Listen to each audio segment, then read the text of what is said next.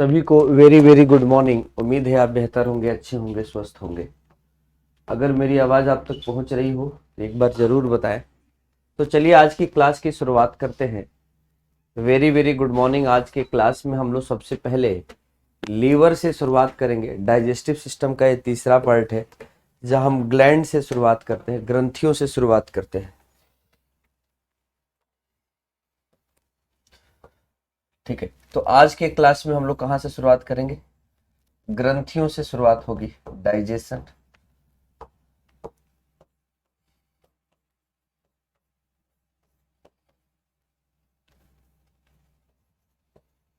तो चलिए सबसे पहले आज हम लोग पढ़ने वाले थे। कल की क्लास में हमने आपसे कहा था कि हम लोग यकृत पढ़ने वाले थे। यकृत यानी लीवर पढ़ने वाले थे, यही पढ़ने वाले थे। तो लीवर का पोजीशन, लोकेशन हमने देखा था कि भाई यहाँ पर स्टमक होता है,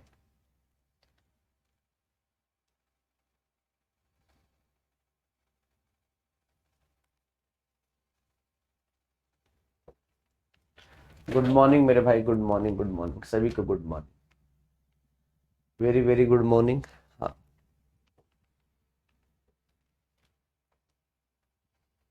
हमने आपसे कहा था, देखिए ये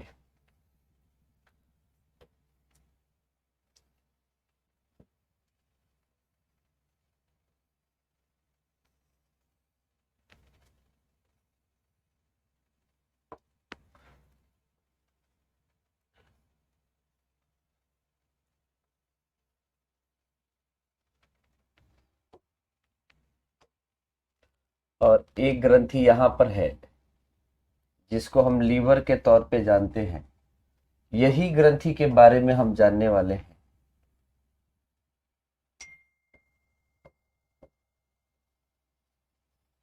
मैंने आपसे कहा था कि एक लीवर और एक अग्नाशय, दोनों ग्रंथि को आज पढ़ना है। तो ये आपके पास पैंक्रियाज यानी अग्नाशय है। ये दोनों पाचक ग्रंथियां हैं। अग्नाशय और ये आपका लीवर है।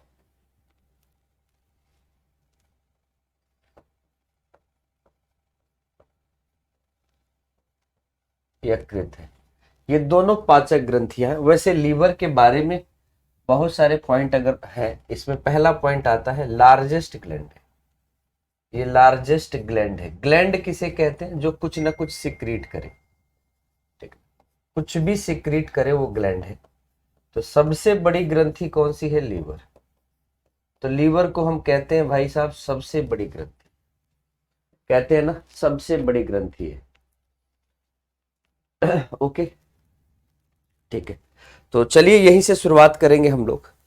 तो आपका पहला हेडिंग होने वाला है लीवर, यकृत होने वाला है।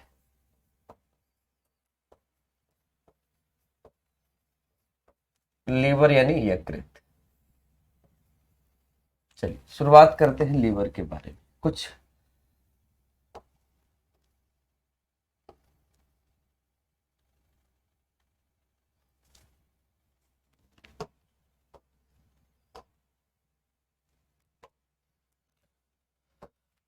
हो आज मौसम बहुत बेईमान है। चलो भाई, कैसे भाई? हाँ, लीवर। लीवर का मतलब क्या होता है? यकृत। तो शुरुआत करें, सभी को लीवर के बारे में पता होगा।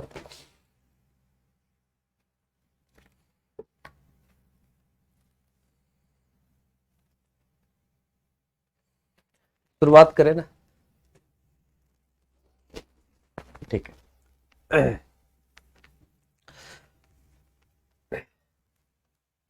यहां पर क्या है, सबसे पहला पॉइंट होता है लीवर के बारे में कि लीवर कैसी ग्रंथि है? Largest gland. लार्जेस्ट ग्लैंड है। और लार्जेस्ट ग्लैंड में भी कैसी ग्लैंड है? इक्जोक्राइन है। इक्जोक्राइन ग्लैंड। ठीक है। तो लीवर के बारे में आपको याद रखना है, पहला पॉइंट होता है कि सबसे बड़ी ग्रंथि। सबसे बड़ी ग्रंथि। और ग्रंथि भी है तो किस प्रकार की है? बहिस्रावी ग्रंथि। बहिस्रावी ग्रंथि।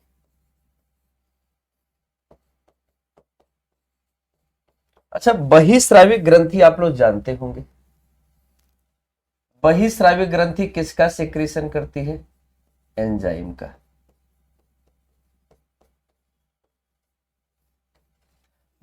हाँ, हमेशा एक्सोक्राइन ग्लैंड किसका सिक्रीशन करती है? एंजाइम का सिक्रीशन करती है। ठीक है। और हाँ बिल्कुल, तो जब भी आपसे कोई कहे कि एक्सोक्राइन ग्लैंड क्या करेगी, तो ये एंजाइम का सिक्रीशन करेगी, एंजाइम का। ये एंजाइम का सिक्रीशन करेगी। ठीक है। अब दूसरी बात, लीवर के बारे में आता है कि लीवर किससे बना हुआ है? सबसे बड़ी ग्रंथि है, सबसे बड़ा आंतरिक अंग है, शरीर के अंदर का सबसे बड़ा आंतरिक अंग है। ओके। तो यहां पर जो दूसरा पॉइंट आपका आता है वो देखिएगा। दूसरा पॉइंट क्या है आपका कि हाँ,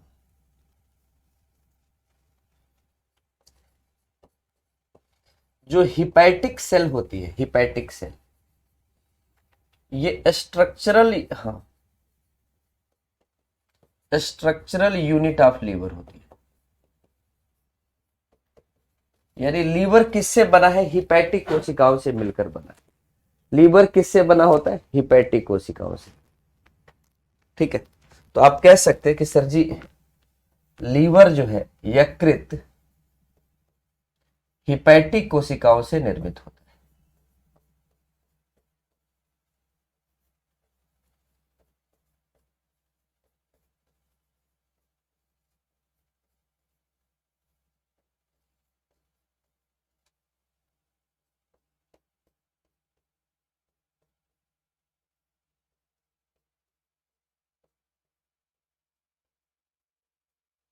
लीवर किससे निर्मित होता है? हिपैटिक कोशिकाओं से। यकृत किससे निर्मित होता है? हिपैटिक कोशिकाओं से। ठीक है।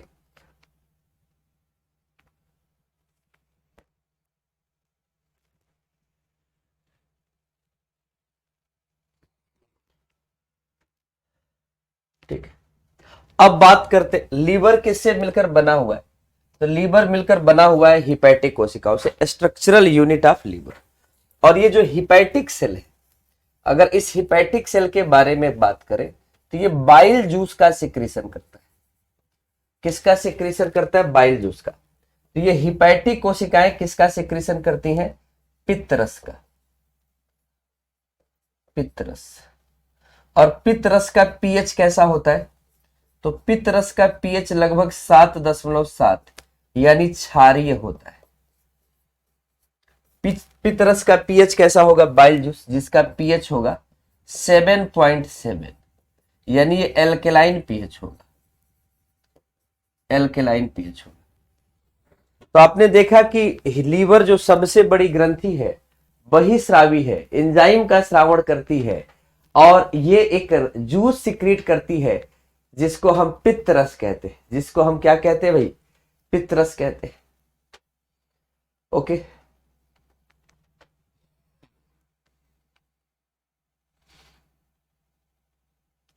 ठीक है, चलिए।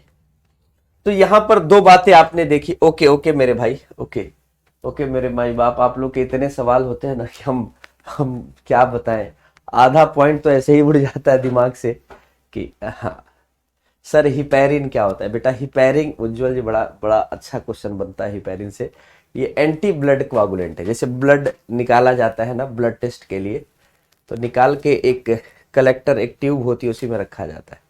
तो उसमें हिपैरिन मिला देंगे, ठीक ना। उसमें डाक्यूमुराल, बहुत सारे केमिकल होते हैं। कोई भी केमिकल माने एंटी कोआगुलेंट केमिकल मिला देंगे तो ब्लड क्लाट नहीं होगा। तो जाके लीवर माने कोई भी टेस्ट अगर करना हो तो किया जा सकता है, ठीक ना। उससे जो भी टेस्ट करना हो तो किया जा सकता है। ओके। सिक्रीशन का मतलब श्रावण होता है कि कोई चीज क्या निर्मित करती है।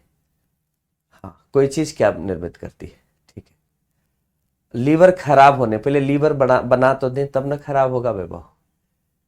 आप बताओ, पहले लीवर को खराब करें कि पहले लीवर के बारे में बताएं? इतना बेवकूफी वाला सवाल ऐसे पूछोगे? कैसे पढ़ाना चाहिए, थोड़ा सा पढ़ा लेने दो, ठीक है। अच्छा, जो लोग कह रहे हैं सर जी क्लास, अच्छा पहली क्लास जो स्टार्ट होती है तो उस समय बोर्ड भी स्टार्ट करना होता है, कैमरा भी साथ में है, जो एक और पैनल है सामने वो कंप्यूटर सबको कनेक्ट करना होता है। तो पहली क्लास थोड़ी सी बड़ी समस्या वाली होती है, कभी नेटवर्क रहा, कभी कैमरा नहीं ले रहा है, कभी बोर्ड नहीं ले रहा है, ठीक है, तो अलग चीजें होती हैं। पहली क्लास के बाद से दूसरी क्लास वाले टीचर भी मौज में रहते हैं, बच्चे भी मौज में रहते हैं, ठीक है। तो चलिए इस स्टूडियो की पहली क्लास होता है, आगे अब पढ़ाने दीजिए थोड़ा देर, ठीक है। चलिए यहां पर देखिएगा,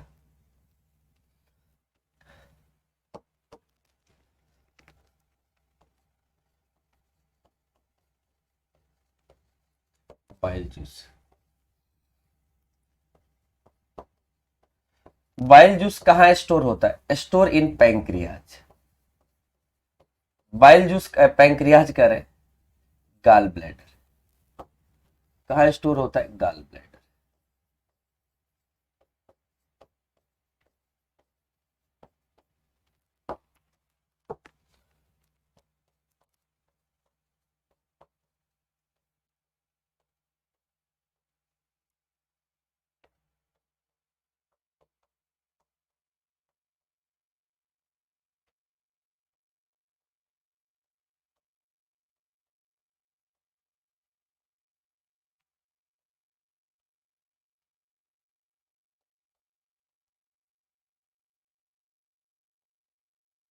पित्तरस पित्ताशय में संग्रहित होता है। पित्तरस कहाँ संग्रहित होता है? पित्ताशय में संग्रहित होता है।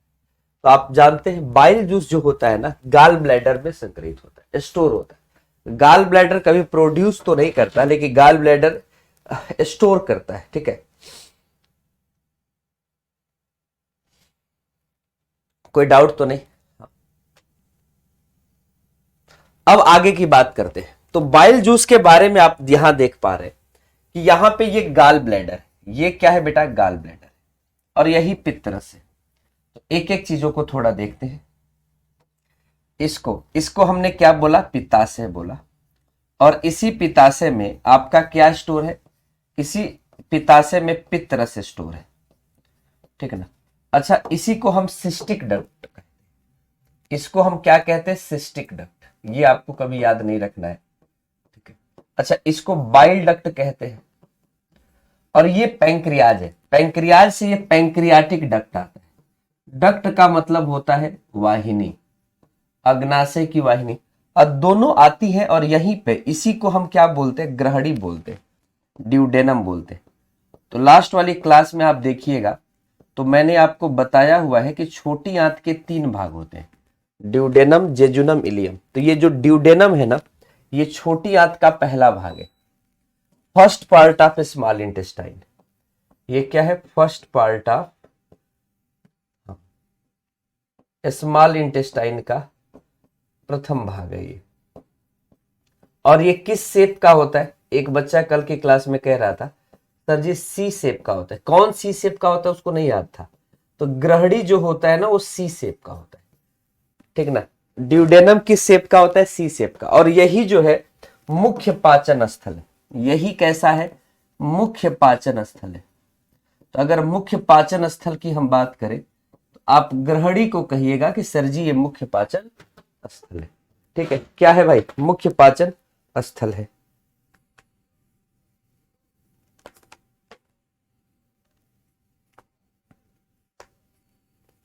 ठीक है, हाँ, सी टाइप का होता है। बिल्कुल क्लियर हो गया।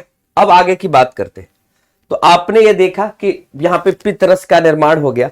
अब पित्तरस के बारे में क्या अगला पॉइंट आता है? तो आप जानते हैं पित्तरस में कोई एंजाइम नहीं पाया जाता। तो आपको लिखना है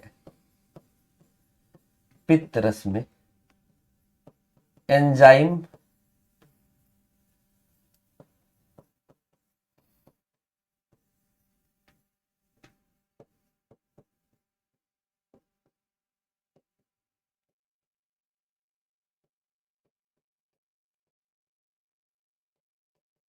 पित्तरस में एंजाइम क्या होता है? अनुपस्थित होता है।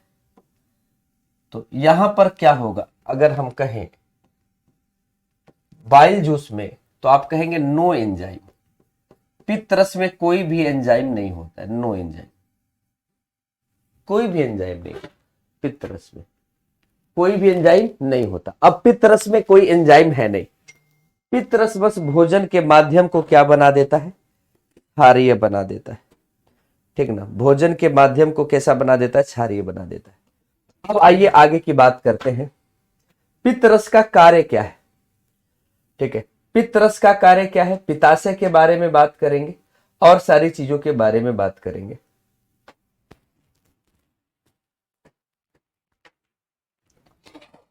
चलिए यहां पे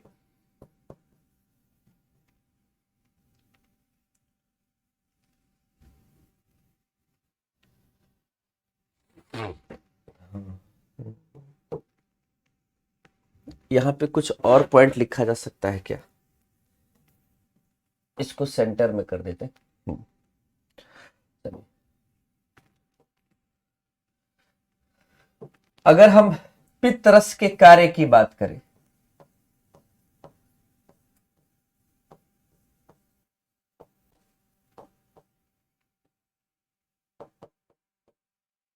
पित्त रस का कार्य, पित्त रस के क्या क्या कार्य होंगे भाई, तो पित्त रस का कार्य होगा, यह ग्रहणी का माध्यम कैसा कर देता है, क्षारीय।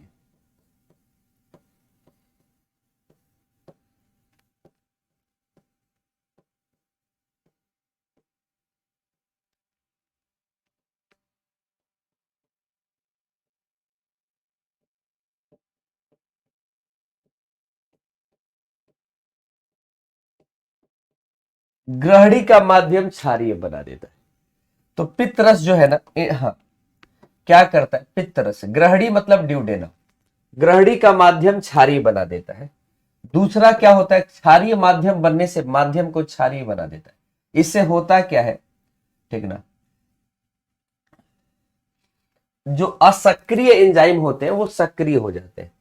तो पित्त रस क्या करेगा, यहां पे सुनिएगा थोड़ा ध्यान से, पित्त रस यहां से आया, अग्नाशयी रस यहां से आया, तो यहां का माध्यम जब क्षारीय हो गया ना, यहां का माध्यम जब क्षारीय हुआ, यहां की माध्यम की बात कर रहा हूं, यहां का माध्यम जब क्षारीय हो गया तो उसी माध्यम में अग्नाशयी रस के एंजाइम सक्रिय हो जाते हैं।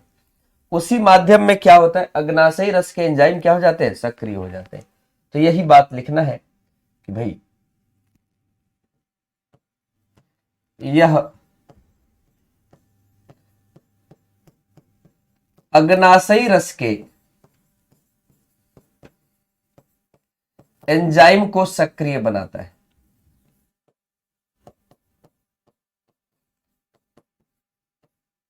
तो यह अग्नाशयी रस के एंजाइम को कैसा बनाता है, सक्रिय बनाता है।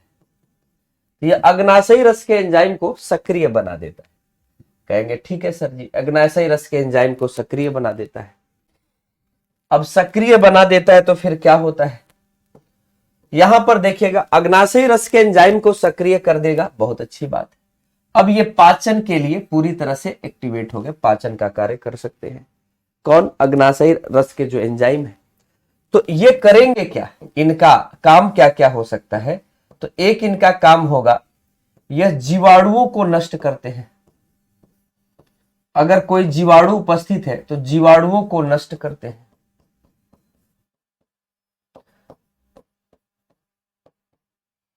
कौन, पित्तरस, पित्तरस क्या करता है, जीवाणुओं को नष्ट करता है और क्या करता है, वसा का इमल्सीकरण करता है। पित्तरस और क्या करता है, वसा का इमल्सीकरण।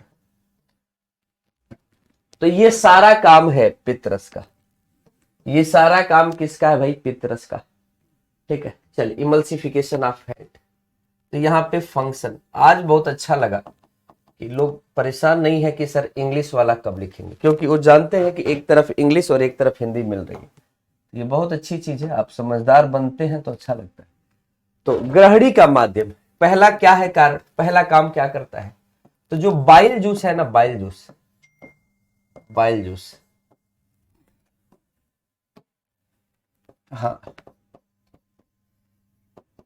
एल्कलाइन मीडियम लिख सकते हैं, provide alkaline medium into duodenum, provide alkaline medium into duodenum. हाँ, दूसरा, बाइल जूस और क्या करता है, it activate pancreatic pancreatic enzymes. तो जो भी पैंक्रियाटिक जूस एंजाइम है उनको क्या करता है, एक्टिवेट करता है। बाइल जूस का और काम क्या है, तो बाइल जूस का और काम यह है कि जो बाइल जूस है ना वो बैक्टीरियोसाइडल है। हिंदी में, इंग्लिश में एक फायदा हो जाता है कि बहुत कम शब्दों में बात हो जाती है। हाँ, जीवाणुनाशी है, और साथ में क्या करता है, ये इमल्सिफिकेशन ऑफ फैट करता है, यानी ये वसा को तोड़ देता है छोटे छोटे भागों में, इमल्सिफिकेशन ऑफ फैट करता है। चलिए, तो यहां पर इतनी बातें आपने समझ ली। क्या करेगा, ग्रहणी का माध्यम क्षारीय करेगा, अग्नाशय रस को सक्रिय करेगा, जीवाणुओं को नष्ट करेगा, वसा का इमल्सीकरण करेगा। कहेंगे ठीक है सर जी, ये बातें तो हो गई। अब देखिएगा, आखिरकार एक सवाल आता है कि यकृत के, लीवर के कार्य क्या है, फंक्शन ऑफ लीवर। वो तो पित्त रस का कार्य था, फंक्शन ऑफ लीवर। लीवर का कार्य क्या है, यकृत का कार्य क्या है।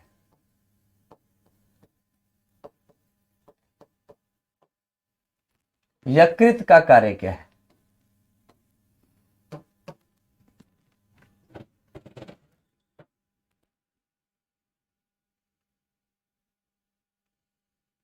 ठीक है।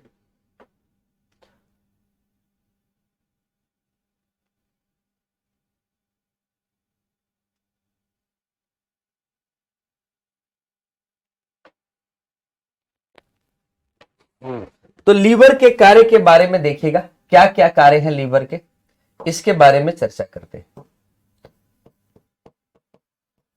लीवर का कार्य,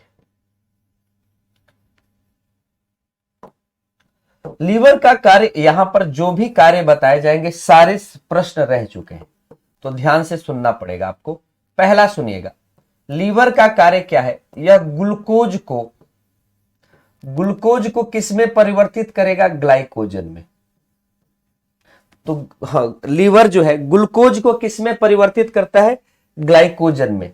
तो आप इसको समझिए, ग्लाइकोजन में परिवर्तन करेगा, परिवर्तित।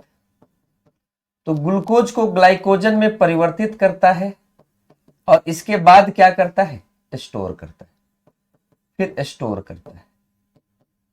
तो भैया यहां पर इंग्लिश का कोई बहुत ज्यादा रोल नहीं है, ग्लूकोज कन्वर्टेड इनटू ग्लाइकोजन और फिर स्टोर, आप समझ जाएंगे। ग्लूकोज क्या होता है, भैया राजीव आप किनारे मिलिए, ग्लूकोज क्या होता है, ठीक है। पहली क्लास में आप आए नहीं, आपको ग्लूकोज अभी तक नहीं मालूम है।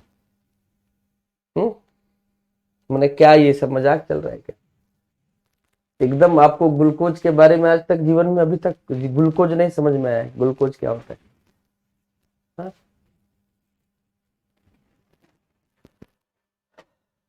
गजब हाल है, नहीं पढ़ाने देना चाहते तो बोल दीजिए सर।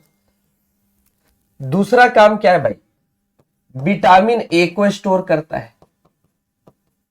विटामिन ए को क्या करेगा, स्टोर करता है।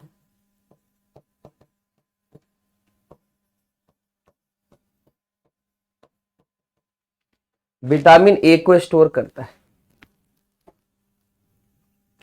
इसके बाद और क्या करेगा, ग्लूकोज को ग्लाइकोजन में, विटामिन ए को स्टोर करता है, और थोड़ा ध्यान से सुनिएगा, और ये फाइब्रिनोजन का निर्माण करता है।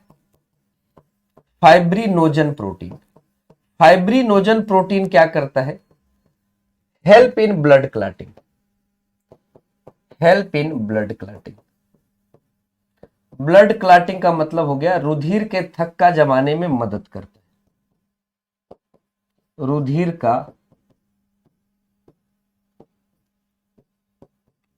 का थक्का जमाने में मदद। तो ये रुधिर के थक्का जमाने में मदद करता है।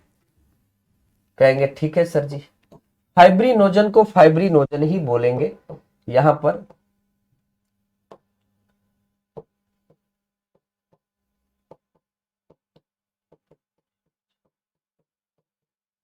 भैया जिसको नहीं मालूम है, ग्लूकोज वो जान जाए, ग्लूकोज एक कार्बोहाइड्रेट है और मोनोसेक्राइड है। ठीक है, मोनोसेक्राइड है।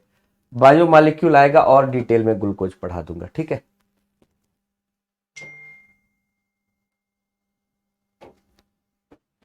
ठीक है। अब देखिएगा, थोड़ा एक और बात देखिएगा यहाँ पे। हाँ, यहां पर हिपैरिन, हिपैरिन क्या करता है? हाँ, प्रिवेंट ब्लड क्लॉटिंग।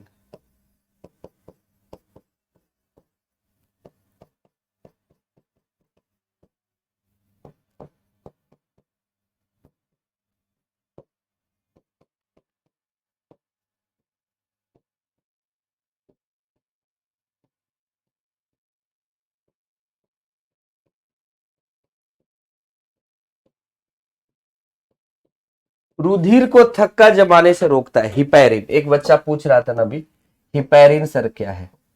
अब देखो, सारी चीजें समय पे बताएंगे। ठीक है, अब यहां पर हिपैरिन हो गया, तो यहां पर क्लियर हो गया। आपने ग्लूकोज के कुछ मुख्य कार्य पढ़ लिए कुछ। ठीक है, एक आपका बचा हुआ है, उसको भी पढ़ लीजिए। ये अमोनिया को यूरिया में बदलता है। ये अमोनिया है, अमोनिया। अमोनिया को ये किस में बदलेगा? अमोनिया को यूरिया में बदलता है।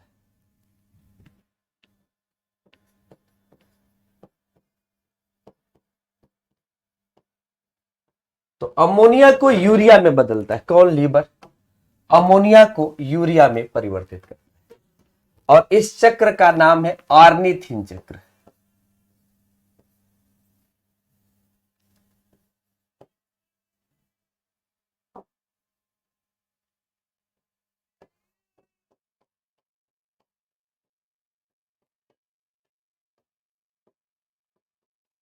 आर्निथिन साइकिल के द्वारा क्या करता है? अमोनिया को यूरिया में बदलता है। तो ये आपके लीवर का पूरा क्या हो गया? कार्य हो गया। ये बेहद इंपॉर्टेंट है, रटे रहिए। ठीक है, चलिए आगे चलते। आगे क्या आएगा? पैंक्रियाज आएगा। तो यहां पर एक और ग्रंथि आपने देखी थी जिसका नाम था पैंक्रियाज, अग्नाशय। ये देखा था पैंक्रियाज। तो पैंक्रियाज का भी सिक्रीशन कहां पे प्राप्त होता है? पैंक्रियाज का भी सिक्रीशन आप जानते हैं, ये भी प्राप्त होता है ग्रहणी में ही। हाँ भैया, विटामिन ए को भी स्टोर करता है, बहुत सारे विटामिन को स्टोर करता है। ठीक है ना, लेकिन ए मुख्य रूप से स्टोर करता है। ठीक है, यहां पर देखिएगा, यहां पर पैंक्रियाज के बारे में बात करते हैं, अग्नाशय के बारे में। पैंक्रियाज, अग्नाशय। अब अग्नाशय के बारे में क्या है, पैंक्रियाज के बारे में क्या बातें हो सकती हैं? तो पैंक्रियाज के बारे में बातें ये हो सकती हैं कि पैंक्रियाज एक मिक्स्ड ग्लैंड है। कैसा ग्लैंड है? Mixed gland. मिक्स्ड ग्लैंड का मतलब होता है ये मिश्रित ग्रंथि है, मिश्रित ग्रंथि। इसी को, हाँ, मिश्रित ग्रंथि है। इसी को आप एक, हाँ, हेट्रोक्राइन ग्लैंड भी कहते हैं, हेट्रोक्राइन ग्लैंड।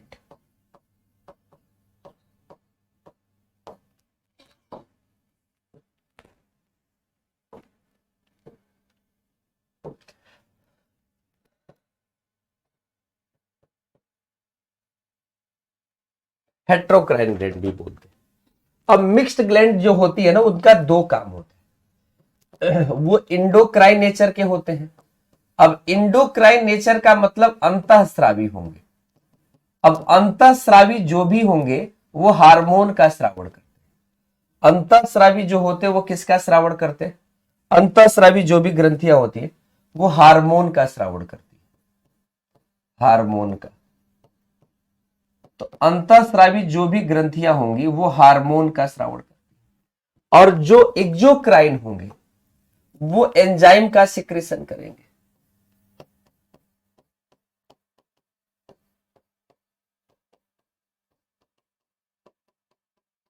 जो भी बहिस्रावी ग्रंथि होंगी वो एंजाइम का सिक्रेशन करेंगी। तो बहिस्रावी ग्रंथि किसका सिक्रेशन करेंगी?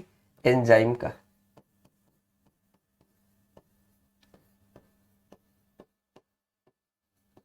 ये एंजाइम का सिक्रेशन करेंगे और ये हार्मोन का सिक्रेशन करेंगे। एनिमल में होता है, तो लीवर एनिमल में ही होता है नैन्सी, लीवर कभी दूसरे जगह थोड़ी मिलता है। अच्छा तुम अनब्लॉक हो गई हो, बताई नहीं किसी को, अनब्लॉक हो गई हो ना अब वहां पे ग्रुप पे, अब मैसेज नहीं आता है, अब तो थोड़ा सा एक दिन थैंक यू भी बोल देना चाहिए था। हाँ जयपाल जी क्या हालचाल, बढ़िया है सभी लोग। हेट्रोक्राइन का मतलब यार विषम ग्रंथ, बहुत प्रॉपर कोई शब्द नहीं है, लेकिन हेट्रोक्राइन जो होती है ना, एक तरह से हाँ विषम स्रावी करके ग्रंथि बनेगा इसका। चले आगे चला जाए।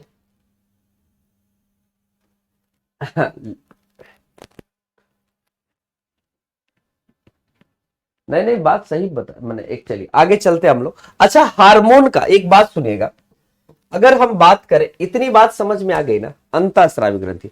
पैंक्रियाज में आप जानते हैं, पैंक्रियाज में दो चीजें आपको ध्यान पर होगा। एक चीज होता है इसमें लैंगर, हाँ आइसलेट्स ऑफ लैंगरहैंस पाई जाती है, सभी ने पढ़ा होगा आइसलेट्स ऑफ लैंगरहैंस, सुना है आपने नाम islets of Langerhans.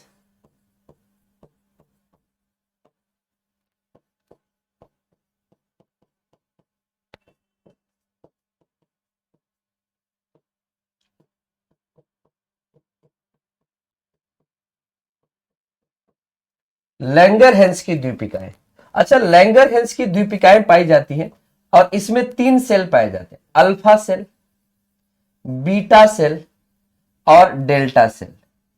Alpha cell किसका सिक्रीशन करते हैं, अल्फा सेल सिक्रीशन करते हैं ग्लूकेगन का, ग्लूकेगन का। बीटा सेल इंसुलिन का, और ये करता है सोमेटास्टानिन का। तो ग्लूकेगन, इंसुलिन और सोमेटास्टानिन याद रहेगा तीनों के बारे में। अच्छा यहां पर एक और सेल पाई जाती है, बहुत सारे लोग इसे नहीं पढ़े होंगे, ACNI एक्नी सेल्स पाई जाती है। और ये एक्नी सेल्स जो होती है ना, ये एंजाइम का सिक्रीशन करेंगे, ये एंजाइम का सिक्रीशन करेंगे। और यहां पर एंजाइम जो होता है ना, तीन एंजाइम पाए जाते हैं, और इस तीनों एंजाइम को देखो, गांव वाले जो भाषा होती है ना, लोग कहते हैं कि कुछ लोग बात के देवता होते हैं और कुछ लोग, आप लोग सुने होंगे ना, ऐसा ऐसा तो है नहीं कि आप ऊपर से उतर के आए हैं, अवतार लिए हुए लोग हैं, तो आप भी सामान्य भाषा तो जानते ही हैं। तो एक शब्द आता है LAT, लेट। इसको टीचर जब इज्जत वाली भाषा इस्तेमाल करेगा तो कहेगा कि बाबू लेट याद करना, और गांव वाली भाषा में इसको क्या कहा जाएगा, क्लियर है ना। हाँ तो आप समझदार लोग हैं, ठीक ना, बहुत सारे लोगों ने इसका स्वाद चखा होगा बचपन में, तो भाई माँ बाप जो है उनका, हाँ सब चरण रज है, जब चाहे तब आशीर्वाद दे देते थे। लेकिन आजकल का जमाना बदल गया है बाबू, आप लोग देख रहे होंगे आजकल जो बच्चों का, जो बच्चे विकसित हो रहे हैं, मैंने बड़े हो रहे हैं, वो तो मोबाइल युग के बच्चे हैं, छोटे बच्चों के, हर बच्चों के पास मोबाइल है। हम लोग जब बड़े होते थे मोबाइल देखने को मिल जाए बहुत होता था, है ना, है कि नहीं। तो अपना जमाना हम लोग को भूलना नहीं है। लाइपेज, एमाइलेज और ट्रिप्सिन, लाइपेज, एमाइलेज और ट्रिप्सिन, है ना, ट्रिप्सिन, इनका काम क्या है, ये कार्य जो है हम लोग पाचन में पढ़ेंगे। हाँ ठीक है, इनका कार्य हम पाचन में पढ़ेंगे। ठीक, एक कह रहा है सर जी डाइजेशन का PDF डाल देने, घर थोड़े ले जाएंगे, और ये सारा वैलेंटाइन डे पे आप लोगों को तोहफा है, सब गिफ्ट है कि नहीं। तो वैलेंटाइन डे आप लोगों का, सुबह उठते हैं तो किसका चेहरा देखते हैं, कहते हैं कि सर जी दिन बन जाता है, आपका चेहरा देखते हैं इस जीवन में। तो बिल्कुल देखो, सफल होना है तो मास्टर साहब का चेहरा देखना पड़ेगा, और बाकी चीजें चाहिए तो आप जानते ही हैं।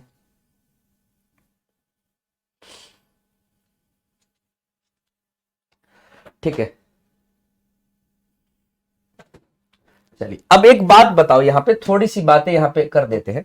लाइपेज क्या करता है, वसा का इमल्सिफिकेशन, वसा का इमल्सीकरण, इमल्सीकरण। एमाइलेज क्या करता है, स्टार्च या कार्बोहाइड्रेट का पाचन, ये कार्बोहाइड्रेट का पाचन करता है। और ये क्या करता है, ये प्रोटीन का पाचन करता है।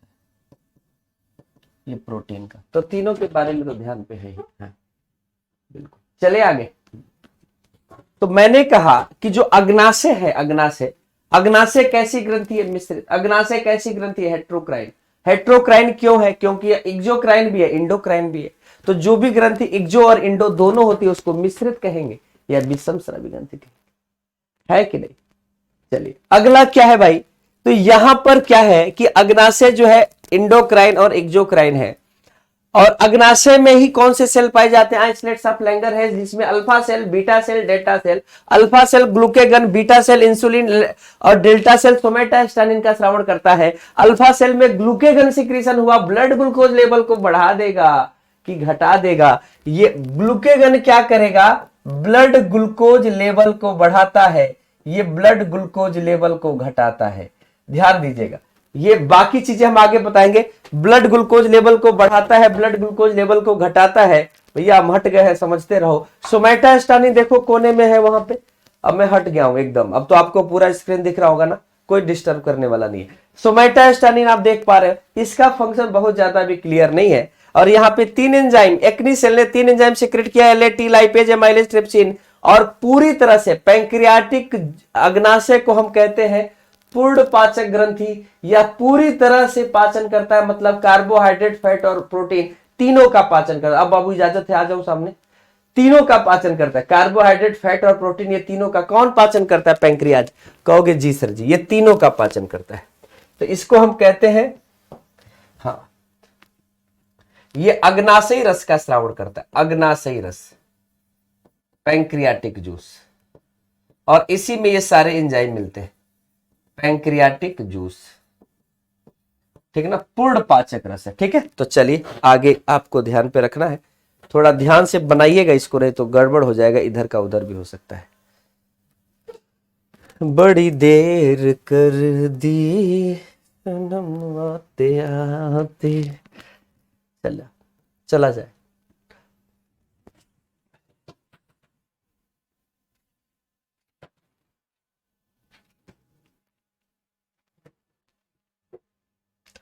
आओ भाई, लीवर में एक बात थोड़ा छूट गया था यार, मैं थोड़ा एक लीवर में एक बार और कुछ बता दूं यार, थोड़ा सा बता देता यार, क्या कहते हो यार, बता दो थोड़ा सा।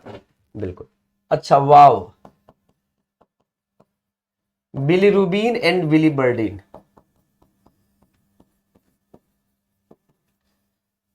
बिलीरुबिन और बिलीवर्डिन वर्णक पाया जाता है।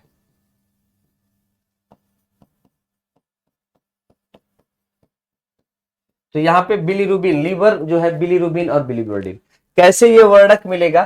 तो आरबीसी जो होती है ना, आरबीसी जब डिस्ट्रॉय होती है तो ये वर्णक मिलता है। ठीक है, आरबीसी नष्ट होती है, तो जब आरबीसी नष्ट होती है तो क्या बनाती है? बिलीरुबिन और बिलीवर्डिन। ठीक है, चलिए आगे चले। हम लोग कहां पहुंचे थे बेटा?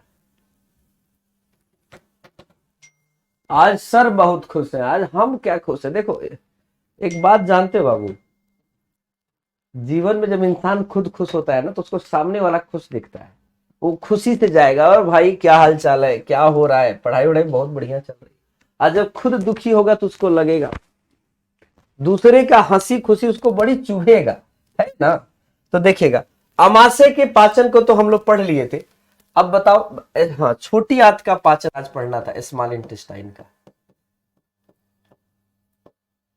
मुझे लग रहा है कि हाँ, पीपीटी से ही पढ़ा देना ज्यादा सही है, क्योंकि इससे ज्यादा क्लास लग रही है।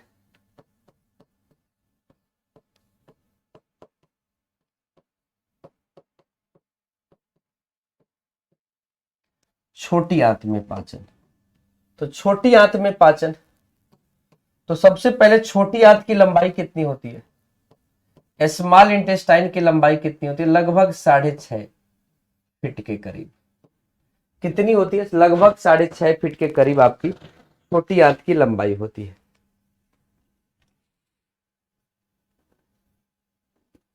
बात यह है कि छोटी आंत इतना छोटा भी नहीं है कि एक दिन में खत्म हो जाएगा, लेकिन हाँ,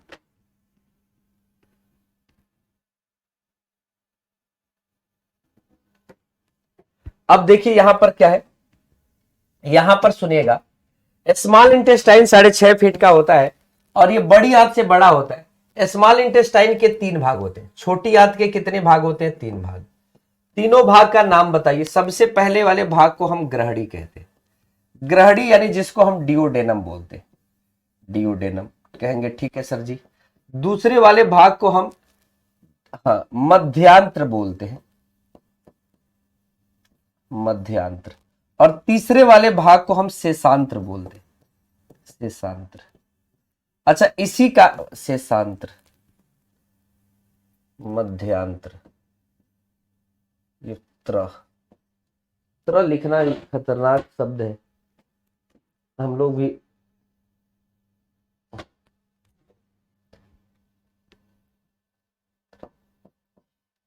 बेटा ऊपर र कर दे रहे, आप लोग इसको लिख लीजिएगा, duodenum jejunum ilium, duodenum jejunum ilium. Okay, अब यहां पर याद करने का जो ट्रिक है, जेजुनम और इलियम, ठीक ना यार, हिंदी में थोड़ा सा कहीं कहीं पे मेरा मामला गड़बड़ है। यहाँ डीजेआई, डीजेआई याद रखिएगा। छोटी आंत का ट्रिक क्या होता है? डीजेआई।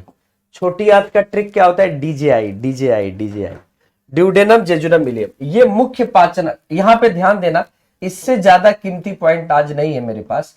मुख्य पाचक, हाँ, मुख्य पाचक स्थल है। मुख्य पाचक स्थल कौन सा है? ग्रहणी, मेन, हाँ, इसको हम कहते हैं main digestive site. Main digestive site कौन सी है? मुख्य पाचक स्थल कौन सी है? आपका ग्रहणी। मुख्य पाचक स्थल कौन सी है? आपकी ग्रहणी। मुख्य पाचक स्थल आपकी कौन सी है? ग्रहणी। मध्यांत्र क्या है? अब यहां पर देखिएगा, मुख्य पाचक स्थल है, यहां पर 2 पाचक रस मिलते हैं, 2 पाचक रस, 2 पाचक रस मिलते हैं। कौन कौन से 2 पाचक रस मिलते हैं? तो एक मिलता है पित्त रस, पित्त रस, और दूसरा मिलता है अग्नाशयी रस, अग्नाशयी रस। अग्नाशयी रस कहां से आता है? अग्नाशय से। और पित्त रस कहां से आता है? लीवर से। तो ये लीवर से आता है, इसको हम बाइल जूस कहते हैं, बाइल जूस, बाइल जूस। और इसको हम पैंक्रियाटिक जूस बोलते हैं।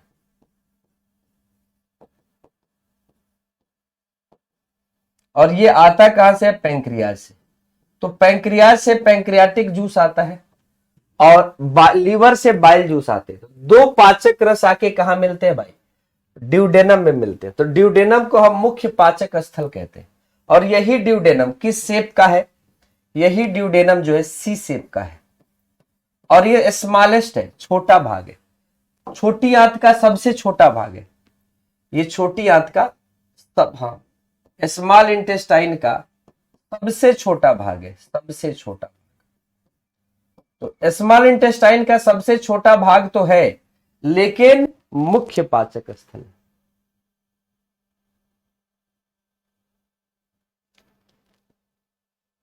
ठीक है, तो जो पित्त रस है वो मुख्य पाचक, हाँ, मुख्य पाचक स्थल जो है ग्रहणी में लाकर गिरा दिया जाता है। मध्यांत्र में क्या होता है? यहां पर पाचन की प्रक्रिया होती है, यहां पर पाचन की प्रक्रिया होती है, ठीक ना, डाइजेस्टिव प्रोसेस होती है, डाइजेस्टिव प्रोसेस। और तीसरा, शेषांत्र में एक एंजाइम आता है, इसको कहते हैं भैया इंटेस्टाइनल जूस। एक और जूस आता है भाई, इंटेस्टाइनल जूस। तो छोटी आंत में कितने जूस आते हैं? 3 जूस। आंत्रीय रस मिलता है। आंत्रीय रस कहां मिलता है भैया? शेषांत्र में। तो अब देखिएगा आखिरकार डाइजेशन की प्रोसेस होती कैसे है, इसके बारे में थोड़ा चर्चा कर लेते हैं। तो देखिएगा, आपने देखा था अलग अलग एंजाइम के बारे में और उसी एंजाइम के बारे में हम लोग बात कर देते हैं। तो सबसे पहले यहां पर 2 तरह की कहानी है। एक आपका पैंक्रियाटिक जूस जो है, उसमें जो एंजाइम पाए जाते हैं वो क्या करते हैं? Pancreatic juice. एक एंजाइम पाया जाता है जिसका नाम था लाइपेज। ये लाइपेज क्या करता है? ये फैट को इमल्सिफाइड फैट बनाता है, इमल्सिफाइड फैट, इसको कहते हैं इमल्सीकृत वसा, इमल्सीकृत वसा। और यहां पे क्या है भाई, वसा है। ऐसे ही ट्रिप्सिन जो है प्रोटीन का पाचन करता है। ट्रिप्सिन जो है किसका पाचन करता है, प्रोटीन का। तो प्रोटीन को पेप्टोन्स में कौन बदलता है, ट्रिप्सिन पेप्टोन्स में कन्वर्ट करता है। और ऐसे ही एक और एंजाइम था एमाइलेज। कौन सा एंजाइम था भाई, एमाइलेज। एमाइलेज का काम क्या है, वो स्टार्च को, हाँ बिल्कुल, एमाइलेज क्या करता है, वो मोनोसेक्राइड में कन्वर्ट करता है। स्टार्च हो गया या अन्य कार्बोहाइड्रेट हो गए, उस कार्बोहाइड्रेट को वो क्या करेगा, वो मोनोसेक्राइड्स में कन्वर्ट करता है। मोनोसेक्राइड्स का मतलब अब ग्लूकोज में कन्वर्जन शुरू कर देगा। तो ये तीनों एंजाइम क्या करते हैं उसके बारे में। अब यहां पर क्या है मेरे भाई, यहां पर ये 3 एंजाइम हो गए। पैंक्रियाटिक जूस में कितने एंजाइम पाए गए, 3 एंजाइम। ऐसे ही इंटेस्टाइनल जूस में एंजाइम पाए जाते हैं। अच्छा, इंटेस्टाइनल जूस के एंजाइम का नाम कल बताते हैं, क्योंकि 9 बज चुका है और जाहिर सी बात है यूट्यूब पे आज क्लास लगी है। जब तक सत्यम सर आ नहीं जाते हैं तब तक, हाँ सुबह की क्लास है, आप सभी आइए, वहीं क्लास में मिलते हैं। और कुछ बेहतर आज के सवाल जो लाया हूं ना, बड़ी गजब के सवाल है। रेलवे की अगर आप तैयारी करते हैं या बिहार के एग्जाम की, तो आज एकदम मजा आ जाएगा आपको सवाल देख के। तो चलिए आप सभी का वहीं स्वागत करते हैं। एमडी क्लासेज के ऑफिशियल यूट्यूब चैनल पे सभी लोगों को आ जाना है, ठीक है। जय हिंद सभी को, थैंक यू सो मच।